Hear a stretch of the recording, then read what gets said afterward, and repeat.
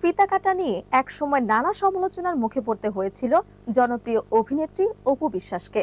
তবে বিষয়টিকে কখনোই দুঃখের চোখে দেখেননি তিনি। অপু বিশ্বাস বলেন, এটা আমার কাজেরই অংশ ছিল। তিনি জানান, সে সময় ব্যক্তিগত ও পেশাগত বাস্তবতার কারণে বিভিন্ন ব্যবসা প্রতিষ্ঠানের উদ্বোধনে অংশ নিয়েছেন, যা তাকে মানসিক এবং শারীরিকভাবে এগিয়ে যেতে সহায়তা করেছে। অপু বিশ্বাসের ভাষায়, একজন শিল্পী তার প্রেজেন্টেশনের মাধ্যমে একটি প্রতিষ্ঠানের যাত্রা শুরু করার আহ্বান জানাতে পারেন। তাই দর্শক ও সাংবাদিকদের উপস্থিতিতে উদ্বোধনী অনুষ্ঠানে অংশ নেওয়াকে তিনি দায়িত্ব হিসেবেই দেখছেন। যদিও একটি মহল তাকে ফিতা কাটা নারী বলে কটাক্ষ করেছিলেন, তবুও তিনি কোনো প্রতিবাদ করেননি।